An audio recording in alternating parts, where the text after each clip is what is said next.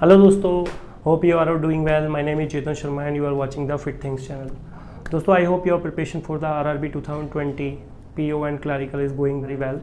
आज approximately 3 weeks remaining रह गए हैं पेपर में। 12 सितंबर से प्रीलिम्स एग्जाम चालू है। तो दोस्तों, इस वीडियो में हम बात करेंगे कि आपको 3 वीक्स में क्या स्ट्रेटजी चाहिए, कैसे आप 40 आउट ऑफ 40 मार्क्स ला सकते हैं। अब दोस्तों, 40 आउट ऑफ 40 मार्क्स क्यों जरूरी है लाना? आप बोलेंगे 35 में काम चल सकता है। बिकॉज दोस्तों 2018 के बाद में क्या है, पेपर का लेवल इस टाइप का हो गया है कि मार्क्स अपन को ज़्यादा लाने पड़ रहे हैं, कंपटीशन कम हो गया है। Paper moderate to easy level का पेपर आता है जिसमें कट ऑफ काफ़ी हाई जाती है।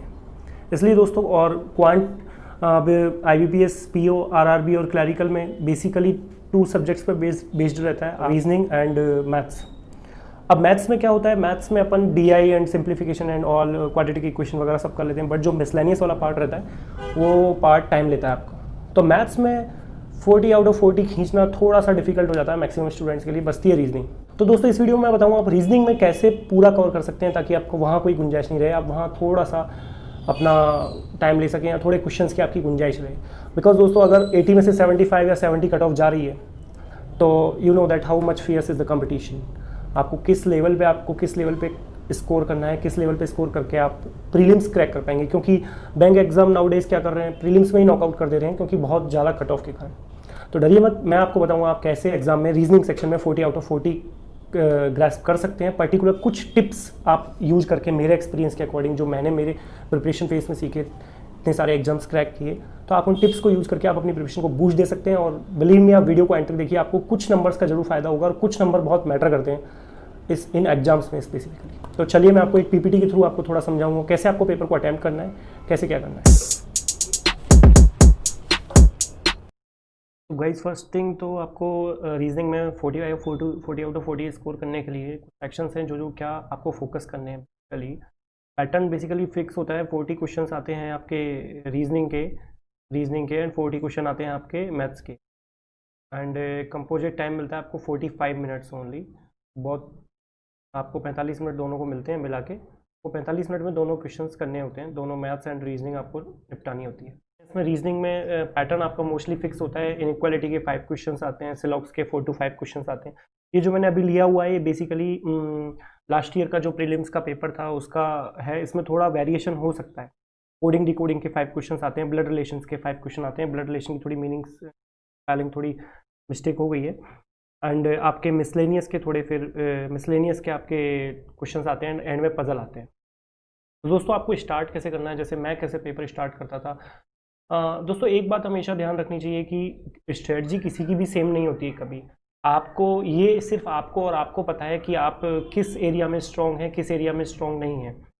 अब फर्स्ट आप मैं ये चाहूँगा कि आप ज़्यादा से ज़्यादा आप रीजनिंग वाले सेक्शन को 20 मिनट्स में कंप्लीट करने की ट्राई करें, क्योंकि 25 मिनट्स मैथ्स को देने होते हैं। क्योंकि मैथ्स थोड़ा एवरेज टाइम लेती है मोस्ट ऑफ द स्टूडेंट्स के लिए। इनकी मैथ्स स्ट्रॉन्ग होती है, वो अलग एक्सेप्शन केस है, मैं उनके लिए बात नहीं कर रहा हूँ। इनइक्वालिटी के 5 क्वेश्चंस आते हैं, आप उनको ट्राई करिए 2 या 3 मिनट्स में करने के लिए। एंड सिलॉक्स के 2 या 3 मिनट्स में क्वेश्चन को आप उनको ट्राई करिए करने के लिए। एंड सिलॉक्स के आपके क्वेश्चंस आते हैं, 4 या 5 क्वेश्चंस आएंगे, उनको आप दोस्तों, सबसे पहले स्टार्ट करने से पहले आप कम से कम 1 मिनट्स आप पूरे पेपर को एनालाइज करने में दीजिए कि लाइक कैसे पजल्स आए हैं, लीनियर पजल आया है, कैसा पजल आया है, सिलॉक्स में कोई चेंज तो नहीं आया है। 2 मिनट, 1 या 2 मिनट आप फटाफट उस पेपर को पूरा एनालाइज कीजिए। उसमें कोई दिक्कत नहीं है आपको पेपर एनालाइज करने में, आपको सही चीज़ें पता लगेंगी। लाइक पेपर टफ तो नहीं आया, एंड टफ आया है लाइक पैटर्न RRB पैटर्न अपना मोस्टली फिक्स ही रखता है। RRB SBI और IBPS को फॉलो करता है, इतना पैटर्न आपका मोस्टली चेंज नहीं करेगा। बट अगर टफ भी आया है तो आपको पेपर देखने से पता लग जाएगा, एंड उस टाइम घबराना नहीं है, क्योंकि टफ आएगा तो वो सबके लिए टफ आएगा। 80 में से अगर 70 कट ऑफ जा रही है तो वो 80 में से 50 भी आ जाएगी, कोई दिक्कत नहीं है इस बात में। तो सबसे पहले आप पेपर को एनालाइज करें। मोस्ट ऑफ द पेपर ऐसा ही आने वाला है, इसमें कोई ज़्यादा चेंजेस नहीं होने वाले, क्वेश्चन ऊपर नीचे हो सकते हैं। तो दोस्तों, आपको सबसे पहले 5 क्वेश्चंस अगर इनइक्वालिटी के हैं, A greater than B, less than B, less than equals to B, बहुत सारे वीडियोज़ हैं, आप यूट्यूब पे देख के उनको सीख सकते हैं। पहले आप जो टॉपिक्स बिल्कुल ईजी हैं, जिनको हर कोई कर सकता है, उन पे आप कवर कीजिए। लाइक इनमें आप एक भी नंबर लूज करना आप मिस नहीं कर सकते हैं। सिलॉक्स के 4 या 5 क्वेश्चन आएंगे, आप उनको 2-3 मिनट्स में उनको निपटाइए। अब टोटल आपके 2-2.5 मिनट्स में मान लेता हूँ, 5 मिनट्स एंड 1 मिनट आपने पेपर को एनालाइज करने में दे दिया। टोटल आपके 6 मिनट अभी तक जा चुके हैं। अल्फा न्यूमेरिक तो और भी कम टाइम लेता है, 1 मिनट में आप इसको कर सकते हैं, 1 या 2 मिनट में आप इसको करने की ट्राई करें। कोडिंग डिकोडिंग मैं बड़ी वाली कोडिंग डिकोडिंग की बात नहीं कर रहा, जो मेंस में आती है पर्टिकुलर एक आपको जमाना होता है, इसमें पर्टिकुलर एक वर्ड के अकॉर्डिंग वो कोडिंग डिकोडिंग, मैंने एक पुराना पेपर खोल रखा है तो मैं उसे बता देता हूँ। जैसे देखिए, सबसे पहले आप 5 क्वेश्चन से पेपर आपने वो किया, सबसे पहले आप 5 क्वेश्चन ये करने का ट्राई किए। बहुत इजी क्वेश्चन होते हैं, इनको आप ये 2 या 3 मिनट्स में ये 5 क्वेश्चन आप कंप्लीट कर सकते हैं। कोडिंग डिकोडिंग जो मैं बात कर रहा हूँ, कोडिंग डिकोडिंग की मैं बात, फिर आप सिलॉक्स करने का ट्राई कीजिए। सिलॉक्स के सिंपल क्वेश्चन आए हैं, सिलॉक्स में भी अभी कई नए पैटर्न आ गए हैं, तो दोस्तों आपको अवेयर रहना पड़ेगा, अपडेट रहना पड़ेगा कि क्या नए पैटर्न आ रहे हैं, उनके अकॉर्डिंग। जैसे नए पैटर्न का क्वेश्चन है ओनली ए फ्यू, इसमें लोग बाग अटक जाते हैं जिन्होंने नए पैटर्न से वो अपडेट नहीं है, तो ऐसे क्वेश्चंस के बारे में आपको अवेयर रहना पड़ेगा। ये जैसे बहुत इजी क्वेश्चन है, ये आपको 3 मिनट्स मैक्स में आप सिलॉक्स कर सकते हैं। कोडिंग डिकोडिंग में इस टाइप की बात कर रहा हूँ, इस टाइप की मैं कोडिंग डिकोडिंग बात कर रहा हूँ। ये मिसलेनियस सेक्शन में थोड़े क्वेश्चंस आते हैं दोस्तों। तो अब इसके बाद में आपने सिलॉक्स कर लिया, अल्फा न्यूमेरिक सीरीज कर ली, कोडिंग डिकोडिंग कर ली, इसके बाद में आपके पास 8 या 8.5 मिनट में ये क्वेश्चन हो जाते हैं। ब्लड रिलेशन को मैं ये बोलूँगा, ब्लड रिलेशन में कई बार क्या आता है, ब्लड रिलेशन में थोड़ा क्वेश्चन थोड़ा सा ट्रिकी आ जाता है, तो कई बार टाइम ले जाता है, मेरा भी टाइम ले जाता है। तो आप इसमें थोड़ा सा ट्राई कीजिए, अगर बन रहा है हाफ या 1 मिनट्स में क्वेश्चन अगर बनते दिख रहा है तो उसको ट्राई कीजिए, वरना इसको अभी आप लीव कर दीजिए। मिसलेनियस क्वेश्चंस लाइक अभी मैंने आपको जो दिखाया, मिसलेनियस क्वेश्चन में जैसे आपको वर्ड दे देगा, वर्ड के अकॉर्डिंग में सिंपल, जैसे एसएससी में कई बार पूछ ले जाते हैं, वर्ड के अकॉर्डिंग में नंबर दे दिए, नंबर के अकॉर्डिंग में वर्ड दे दिए। सिंपल कई बार क्या होता है, डायरेक्शन सेंस के भी क्वेश्चन देते हैं। डायरेक्शन सेंस में भूल गया, डायरेक्शन सेंस इसमें मैं लिखना भूल गया। डायरेक्शन सेंस भी आप डायरेक्शन सेंस भी बहुत इजी क्वेश्चन होता है। आप उसमें ये बेसिकली एक पैराग्राफ बेस भी दे देंगे और एक क्वेश्चन भी कई बार दे देते हैं, तो बहुत बेसिकली बहुत इजी क्वेश्चन होता है, आप अगर उस पर कमांड है तो। अब दोस्तों इसके बाद में आती है पजल। पजल मेन थिंग है, लाइक पजल में अभी देखिए जैसे 5 क्वेश्चन इनइक्वालिटी के आए हैं, 4 क्वेश्चन सिलॉक्स के आए हैं, 3 क्वेश्चन अल्फा न्यूमेरिक के हैं, एंड 5 to 7 क्वेश्चन बाकी टॉपिक को और मिला के हैं। तो टोटल 40 में से कम 25 क्वेश्चन इन दोनों को मिला के हैं, miscellaneous and alpha numeric, coding and decoding and blood relation. तो दोस्तों इस पार्ट में तो आप 25 में से 25 एक नंबर भी आप मिस नहीं कर सकते। गेम चालू होता है पजल्स पे, जो 15 मार्क्स के तीन जो सेट दिए हुए हैं, कई बार कम के भी दे देते हैं। ज़्यादातर पेपर को अगर कॉम्प्लेक्स करना होता है तो वो इस पार्ट को बढ़ा देते हैं। तो अब मैं ये बताऊंगा आपको पजल्स को कैसे हैंडल करना है दोस्तों। पहली बात तो पजल्स बेसिकली जो पजल्स है, जैसे पजल्स बेसिकली मैं पजल्स को डिवाइड करूंगा अपने 3 टाइप के स्टूडेंट्स होते हैं। फर्स्ट तो है बिगिनर हैं जो, दूसरे हैं जो इंटरमीडिएट लेवल पे हैं, तीसरे हैं जो प्रो हैं। अब भाई प्रो की तो क्या ही बात है, प्रो तो सब कुछ कर ही लेते हैं। प्रो के लिए तो मैं बोलूँगा जस्ट आप अपने मॉक टेस्ट देते रहिए, एक पर्टिकुलर टाइप का एक पजल होगा। कई बार प्रो लोगों के भी क्या होता है, मेरे साथ भी ऐसा होता था, कई बार अपन सिंपल से सिंपल पजल पर अटक जाते हैं। तो मैं आपको बोलूँगा आप मेडिटेशन करो और अपने पजल्स पे जो भी वीकनेस है आप जस्ट उस टॉपिक को लगाइए और मॉक्स देते रहिए। मेंस की आप तैयारी थोड़ी थोड़ी करते रहिए, एंड द टाइम में आप जस्ट मॉक्स लगाते रहिए। बिगिनर और इंटरमीडिएट लेवल के लिए मैं कहूँगा, पहले बिगिनर जो लोग बागे, आप पजल्स पहले अभी तक आपने सीख लिया होगा, अभी तो 3 वीक्स रह गए हैं, पजल्स आपने थोड़े बहुत सीखे होंगे। बट आप क्या कीजिए, जैसे पजल्स के भी कई टाइप होते हैं। पजल्स अगर अपन स्टार्ट करें, सर्कुलर अरेंजमेंट पजल हो गया, अपना स्क्वायर हो गया।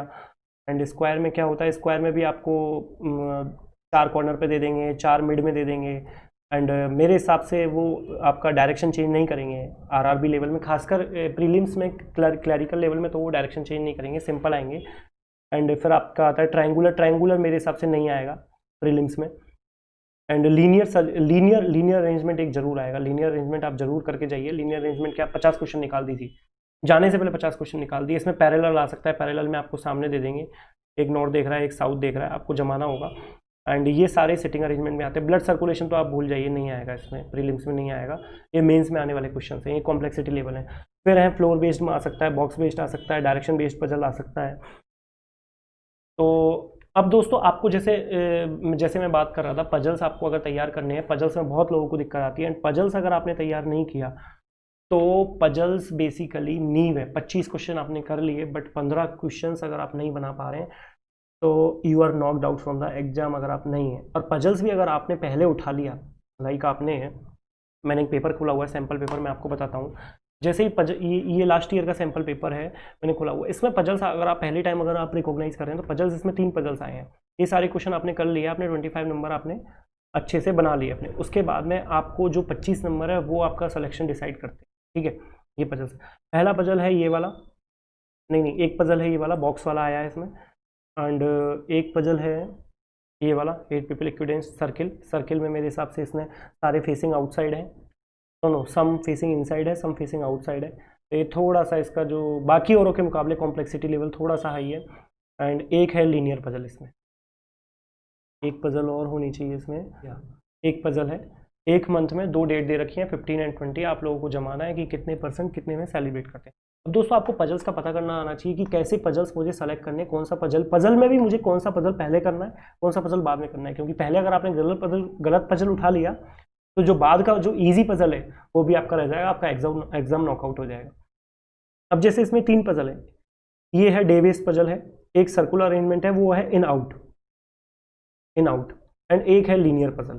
सिंपल है, एक रो में लोग बाग बैठे हैं, 9 लोग बाग बैठे हैं, उनको जमाना है। तो दोस्तों आपको सबसे पहले डिसाइड करना है पजल कौन सा मैं अटेम्प्ट करूं पहले तो इजीली बन जाए। और ये चीज़ आएगी, जैसे मुझे पता है अभी लीनियर अरेंज करना है, लीनियर में आपको बता दूंगा कौन सा पजल ईजी है, बट आपको ये चीज़ समझ में आएगी ओनली एंड ओनली थ्रू मॉक्स। आपको समझ में आएगा कि कौन सा अटेम्प्ट करना है, कौन सा पहले अटेम्प्ट करना है, कौन सा नहीं अटेम्प्ट करना है, कौन सा छोड़ना है।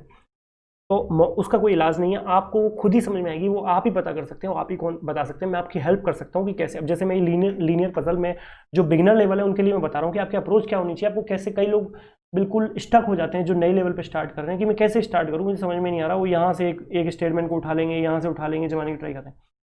नहीं, मैं बताता हूँ आपको कैसे स्टार्ट करना है बिगनर लेवल के लिए। अब जैसे क्वेश्चन पढ़िए, 9 people MNO PQRST and WR sitting equidistance in a row and all are facing north. सारे नॉर्थ में फेसिंग करने हैं, आपको पजल में देखने वाली चीज़ें हैं, बहुत कम पॉइंट देखने वाले होते हैं। शुरू में आप पॉइंट्स को नोट कर सकते हैं, आप प्रैक्टिस करते टाइम नोट कर सकते हैं, बट अगर आप एग्जाम में नोट कर रहे हैं तो आप बहुत स्लो है, आपकी प्रैक्टिस बहुत स्लो। पजल को पकड़ने के लिए लूज एंड पकड़िए कि कौन सी एक चीज़ है जो सबसे पहले तो 9 लोग बाग बैठे हैं एक लाइन में फिक्स, आप 9 लोग बाग बिठा लीजिए, 1 2 3 4 5 6 7 8 9। मैं पेंट में बता रहा हूँ, मेरे पास थोड़े अच्छे इक्विपमेंट नहीं है दोस्तों, तो थोड़ा मुझे करना। आप पहले ही इसमें मैं क्या करता था, 2-3 जो थे वो पहले ही बना लेता था आपको, 1 2 3 4 5 6 7 8 9। मेरे को यहाँ टाइम लग रहा है, बट आप कॉपी पे करेंगे फटाफट हो जाएगा। 2-3 जो पॉसिबिलिटीज है पहले ही बना के रख लीजिए। 2 पॉसिबिलिटीज तो आएंगी इजी पजल में। अब exactly 3% sit to the left of the R, only 1% sit left M and R, P sits third to the right of the M, as many as people sit to the right of the P, S to the left, sit between Q and S, T sits 4 to the left of the W, N is one of the person। अब मेरे को ये idea आ गया है, आपको ये पता करना पड़ेगा इसमें कौन सी चीज़ फिक्स है। तो ये जो स्टेटमेंट है ये फिक्स है, exactly 3% sit left to the R, इसमें कोई पॉसिबिलिटी नहीं है। आप पहले इसको पकड़ लो, इसके पीछे घुस जाओ, शर्लॉक होम्स की तरह इसके पीछे घुस जाओ। exactly 3% left to the R, दोनों केसेज पे लिख लो आगे आपका टाइम वेस्ट ना हो। लिख लिया, उसके बाद में 1% sit between M and the. अब जो फिक्स है उससे कनेक्टेड स्टेटमेंट ढूंढो कि उसके बारे में कोई कुछ क्या बोल रहा है। 1% sit between M and the R, अब अपने पास R फिक्स है, 1% sit between M and the R, पकड़ लो इसे, M एंड द R। अब इसमें 2 बनेंगे क्योंकि M एंड R 1% इधर भी हो सकता है, 1% इधर भी बीच में बैठ सकता है, ठीक है। दूसरा आता है अपना, अब दोबारा देखो उसे, P sits third to the right of the M, P sits third to the right of the। अब अपने पास M भी आ गया एक जो फिक्स है, एक R भी आ गया, और एक अपने पास 2 आ गए M और R में से। अब अपन को M और R में से कोई भी कनेक्टिंग स्टेटमेंट मिल जाए, जो भी कनेक्ट कर रहा है वो पकड़ लो। P sits third to the right of the M, P third to the right of the M बैठा हुआ है, तो आप इसको पकड़ लो। M से अपन 1 2 3 P को यहाँ सेट कर सकते हैं, 1 2 3 P को यहाँ सेट कर सकते हैं, ठीक है। उसके बाद में आप पकड़ लो M, P sit third to, as many people sit to the. अब अपने पास P आ गया, M आ गया, R आ गया, अपने पास 3 फिक्स हो गए। इन तीनों को कोई भी कनेक्ट कर रहा हो अपन को वो पकड़ना है। P S to the left of the S, only 3 people, ये अपने को कनेक्ट कर ही ना है। Q एंड S आ रहा है, P एंड R नहीं है इसमें, इसमें भी P M R नहीं है, इसमें भी P M R नहीं है, इसमें P M R नहीं, P आ रहा है सिर्फ इसमें। As many people sit to the right of the P, S to the left of the S, पकड़ लो इसे। तो एज मेनी, जितने लोग बाग P के राइट में बैठते हैं उतने लोग बाग S के लेफ्ट में बैठते हैं। ये वाला क्वेश्चन हो ही नहीं सकता, ये वाली गलत हो गई। अब जितने पीपल लोग बाग P के राइट में बैठते हैं उतने पीपल ही लोग बाग S के लेफ्ट में बैठेंगे, मतलब P के इधर कोई नहीं बैठा है तो S के इधर भी कोई नहीं बैठेगा, सिंपल। अब अपने पास P S M R आ गया है, P S M R आने के बाद में बहुत कम स्टेटमेंट बचे, अब तो क्वेश्चन लगभग सॉल्व हो गया। Only 3 question S Q and S। अपने पास S आ चुका है तो S को पकड़ लो, बाकी में अपने पास जो आया उसमें से कुछ है ही नहीं, Q एंड S। अब 1 2 3 S पकड़ लिया, बस। आप जो इन्फॉर्मेशन फिक्स हो गई ना, पहले फिक्स करने की ट्राई करो, फिक्स से कनेक्टिंग स्टेटमेंट है वो जोड़ने की ट्राई करो, simple things, Q and S। अब T sits 4 to the left of the W, ये एक स्टेटमेंट है, बस आपको सेट करना पड़ेगा। T कहाँ बैठ रहा है, 4, T यहाँ बैठ नहीं रहा क्योंकि W यहाँ आएगा, फिर T यहाँ बैठ रहा है, T 4 to the W, and फिर आ रहा है आपका N is one of the person who sits to the right of the B. तो एन और वी बचे हैं, एन राइट में वी के बैठता है, एन वी के राइट में बैठता है, तो एन यहाँ आ गया और वी यहाँ आ गया। ये मुश्किल से क्वेश्चन 1.5 या 2 मिनट का क्वेश्चन है। ये यहाँ पे टाइम लग गया, आप लोग करोगे कॉपी पेन में 1.5 या 2 मिनट का क्वेश्चन इसको लगना चाहिए एवरेज, ये स्टैंडर्ड टाइम है। तो दोस्तों इस तरीके से आप ये क्वेश्चन कर सकते हैं। एंड ये तो था इंटरमीडिएट लेवल के लिए। अब आपको प्रैक्टिस कैसे करनी है, मैंने पॉइंट डाला, एक प्रैक्टिस करनी है आपको। प्रैक्टिस कैसे करनी है each topic of the questions के। अब जो 20 दिन बचे हैं, तो बिगिनर्स के लिए, इंटरमीडिएट के लिए, प्रो लोग बाग तो है ही, उनको तो मैंने बता ही दिया है। बिगिनर्स लेवल के लोग बाग आप सबसे पहले तो अप्रोच करो। 20 दिन बचे हैं अभी, तो आप फर्स्ट 2 वीक्स में तो अप्रोच करो। पहले वीक में तो आप अप्रोच करो, हर टाइप का पजल उठा लो, like circular based puzzle, linear based puzzle, इनका बेसिक पजल उठा लो, सिंगल वेरिएबल वाले, जैसे ही बेसिक पजल था अभी मैंने दिखाया, इसमें कुछ चेंज नहीं था। ऐसे पजल उठा के आपको या तो आप अड्डा की ऐप पे चले जाओ, वहाँ डाउनलोड कर लो, या फिर आप पीडीएफ डाउनलोड कर लो, बहुत सारी पीडीएफ मिल जाएंगी। आप मुझे कमेंट सेक्शन में बता भी सकते हैं, मैं भी आपके साथ शेयर कर दूंगा अगर आपको ज़रूरत ही है तो। उनको आप लगाना चालू करिए और मॉक्स देते रहिए, मॉक्स छोड़ने की जरूरत नहीं है। मॉक्स का फ़ायदा ये नहीं है कि मॉक्स में आप रैंकिंग ला रहे हैं, रैंकिंग नहीं आ रही है, डिस्करेज हो गए। मॉक्स का सबसे बड़ा फ़ायदा ये है, अगर आप डेली मॉक्स दे रहे हैं तो आपकी प्रैक्टिस हो रही है, सबसे बड़ी बात है। अगर आप दिन में भी पढ़ नहीं रहे हैं तो भी आपके 3 पजल तो डेली निकल ही रहे हैं, और 4 महीने के लगा लीजिए आप कितने पजल होते हैं, 360 पजल होते हैं अगर 4 महीने के करेक्ट। तो पजल्स आप देते रहिए, आप इनकी प्रैक्टिस कीजिए। बिगिनर्स लेवल के मैं ही बोलूँगा, आप पीडीएफ डाउनलोड कीजिए। आप 2 वीक तक कीजिए, 3rd वीक में मैं एक वीडियो और बनाऊँगा जिससे आपके नंबर अगर 5-10 नंबर कम आ रहे होंगे ना रीजनिंग में, आपके 5-10 नंबर बढ़ जाएंगे। तो अगर आपने इसके लिए अगर मेरा चैनल अभी तक सब्सक्राइब नहीं किया, आप मेरा चैनल सब्सक्राइब कीजिए ताकि आपको वीडियो की नोटिफिकेशन आए, आपको पता लगे। लास्ट वीक में मैं एक वीडियो बनाऊंगा स्ट्रेटजी बनाने के लिए, तो आप उसको देखिए। इंटरमीडिएट लोगों के लिए ये कहूँगा मैं, पजल्स आप थोड़े मॉडरेट लेवल के पजल्स कीजिए। लाइक इजी पजल्स आप कर पा रहे हैं, मॉडरेट लेवल के पजल्स कीजिए। उससे होगा क्या ना, ये मैंने नोटिस किया है, उससे होगा क्या, मेरे प्रिपरेशन फेज में ये मैंने नोटिस किया है, उससे होगा क्या कि जो आप प्रीलिम्स में जो पजल आएंगे ना वो ईजी लेवल के आएंगे। आपको जहाँ उस पजल में 3-4 मिनट का टाइम लग रहेगा ना, आपका 2.5 मिनट या 3 मिनट का टाइम हो जाएगा। बिलीव मी, आप मॉडरेट लेवल के पजल कीजिए, सारे पजल डाउनलोड कीजिए। आप ऐसा कीजिए, प्रीलिम्स लेवल के पजल नहीं, आप मेंस लेवल के पजल अभी प्रैक्टिस कीजिए। 2 वीक आप मेंस लेवल के प्रैक्टिस कीजिए पजल। उसके बाद में 3rd वीक में मैं एक और टिप बताऊंगा। अगर आप उस टिप को अप्लाई करते हैं, आप 40 आउट ऑफ 40 विदाउट डाउट आप ले लेंगे, अगर आपकी प्रिपरेशन बहुत बढ़िया है तो। दोस्तों अगर आपको वीडियो पसंद आया तो इसे लाइक करें, सब्सक्राइब करें, ऐसे ही और वीडियोस पाने, और कमेंट सेक्शन में ज़रूर मेरे साथ शेयर करें आपको क्या सजेशन है, आपको क्या दिक्कत आ रही है, मैं ज़रूर जवाब दूंगा। आप मुझे बताएं, हो सकता है मेरा जो एक्सपीरियंस है आपके काम आए। थैंक यू एंड जय Hind and all the best. तैयारी करिए, मस्त रहिए। बहुत दिन है यार, 20 दिन बहुत होते हैं, अच्छे से तैयारी करिए, डरिए मत। बाय।